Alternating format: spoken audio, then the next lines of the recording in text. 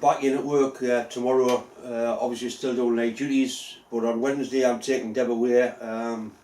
We're actually going down to Gloucester to a welding company called Artec for 2 or 3 days. Well, we're going to Gloucester and we're going to call in Artec. I'm going to be doing some training on a CNC plasma cutting machine, which is going to be something that's probably going to happen in the near future, where I'll be doing some videos, some demonstration and stuff on it. Anyway, it's CNC's new to me. I know how it works. I know the ins and outs of it. I've done a lot of studying, I've done a lot of reading, watched a lot of videos, but I'm really looking to get towards getting some hands-on work on a CNC plasma cutter. At least with a plasma cutter, you're really working in 2 dimensions and not you're not making 3-dimensional shapes.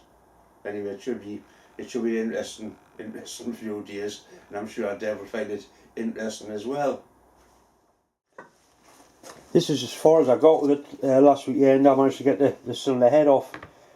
As I did say in last week's video, a young lady called Emma Ritson actually sent us a full set of drawings.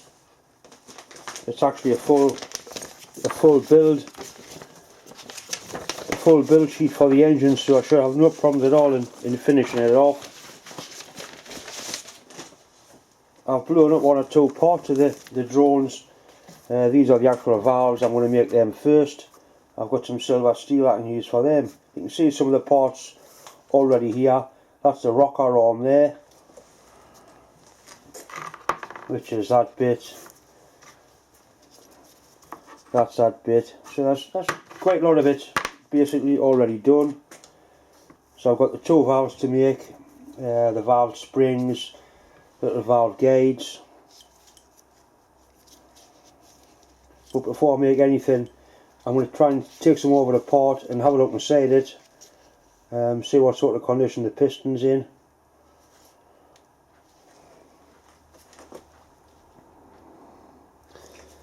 This engine can run as either a spark ignition, which it has a spark plug in, or like a hot bulb ignition, like a hot coil. I think I'd probably end up doing it both ways, just out of interest. At least we did find out that the engine was produced by a company called Stuart, and it's a Stuart 400.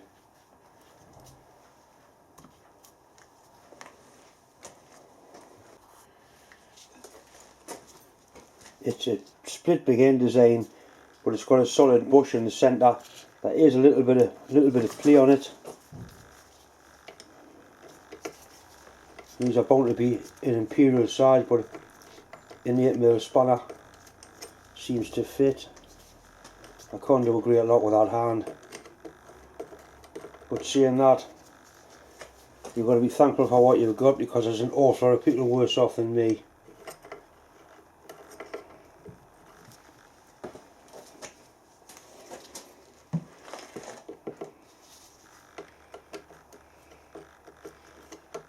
When I started to look at this, it's very similar to the steam engine that I bought, in as much it's been somebody started to build it and they just haven't gotten it finished. There's a lot more. This is a lot more complete, of course, in the steam engine.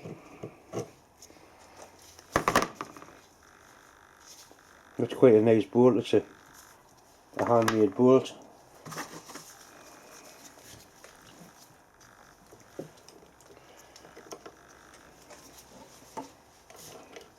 This one's actually got a slotted head in there. I've certainly got a miserable collection of screwdrivers.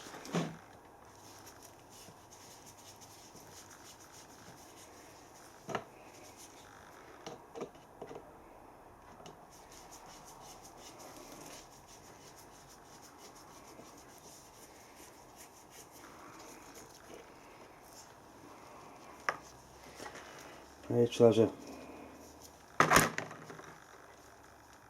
spacer piece of some description in there. I think that'll be to stop that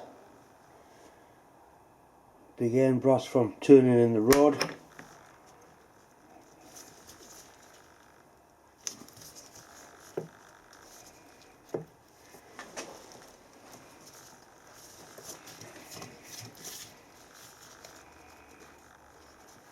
Not quite sure what's going on here.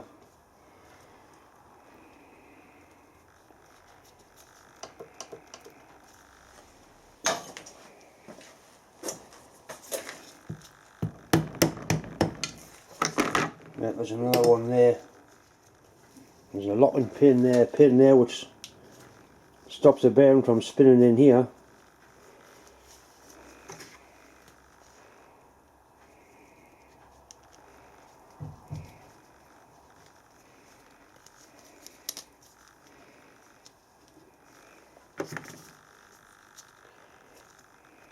And take this pin out.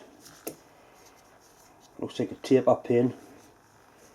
That's the big end of it there, so it's going to go that way.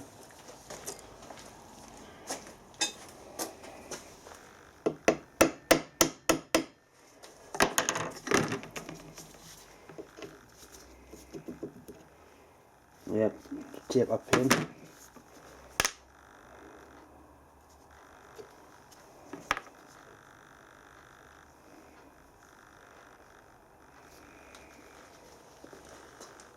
It's a nice meaty sized bronze bush. Crank pin's absolutely beautiful. So all here are spacers. Just put the nuts on so I can't. I'm hoping the piston will come out this way. I think it will. What I might do is clean the other end up and take it out that way.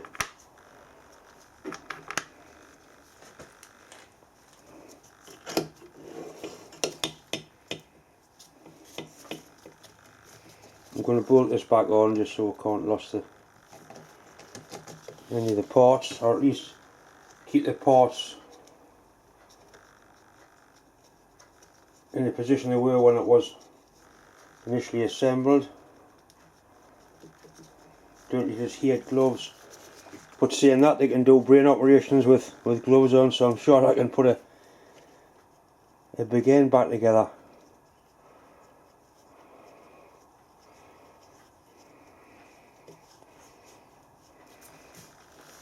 Right.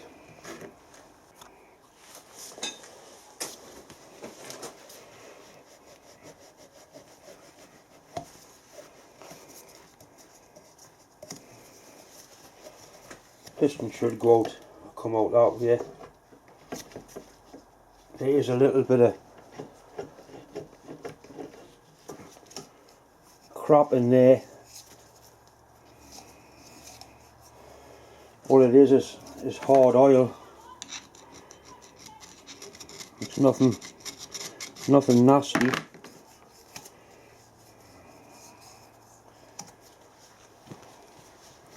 I get a little bit of solvent so I can clean it off.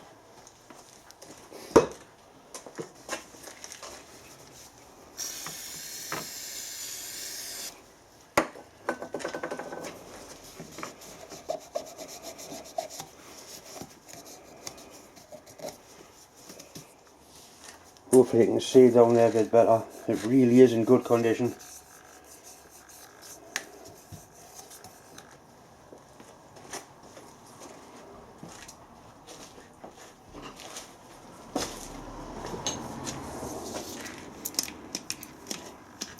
A bit of light oil, and hopefully this piston should, yep, it comes out.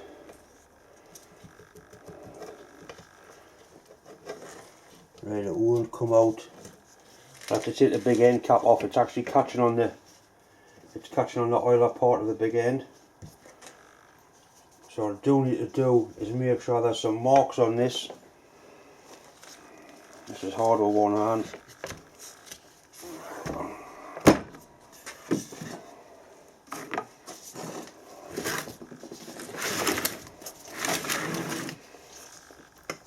That there is stopping from coming out, so we need to take the big end cap off, but I need to make sure that these are marked.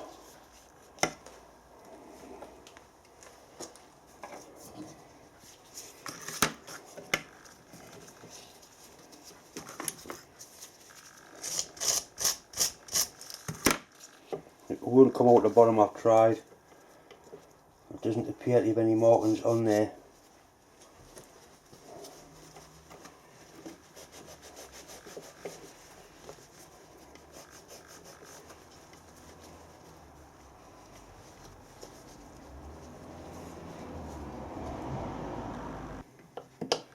All I need is a little mark on there just to show that that's the top.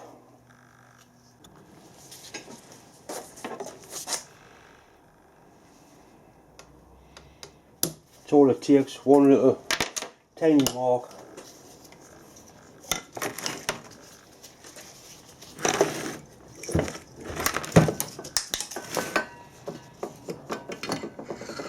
Right, and that's a piston out. Straight away I can see it's got no piston rings, so that's going to be an interesting job to make piston rings for it. It is a cast iron piston. It's not the best fit in the world in there, but it's not bad, it's certainly acceptable.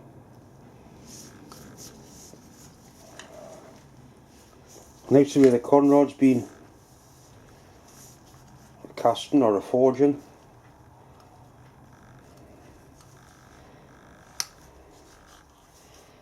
Quite sure how that gudgeon pin's held in.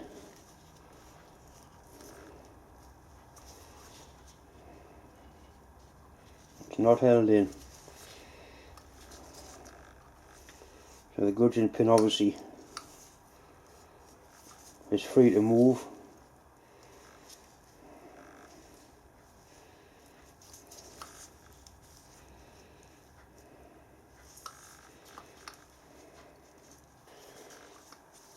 I put a mark on the piston there, it corresponds to the mark on the big end.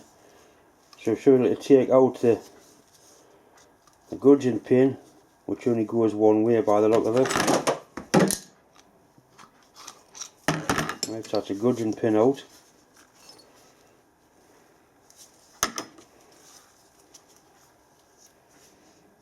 Real heavy piston that.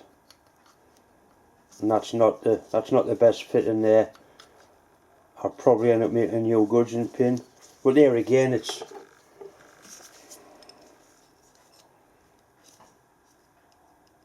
not the best fit in the world, but it would certainly run.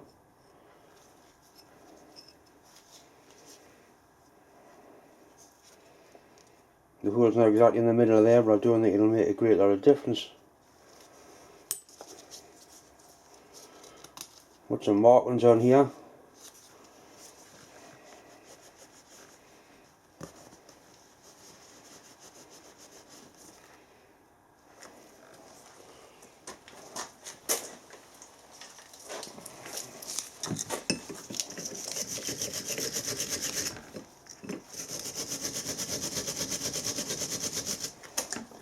Which means it's a casting.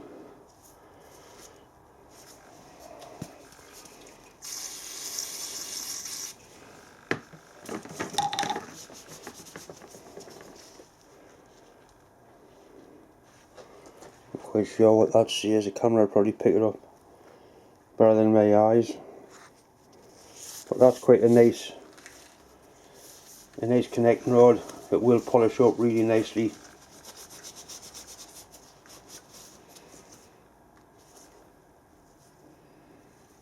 So now I'm certainly liking what I'm seeing.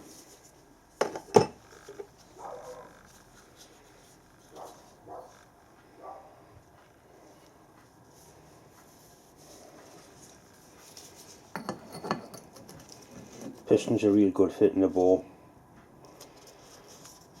Piston rings are going to be a bit of a challenge, but at least I have got a drone for them. I'm sure I've got some cast iron somewhere we can make rings out of. I would imagine there'll be cast iron rings.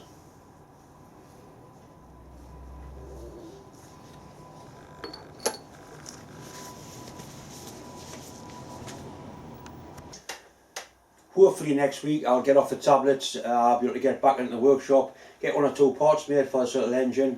I wasn't going to do much with it, but now that I've seen it apart and seen what sort of condition it's in, I'm looking forward to getting stuck into it.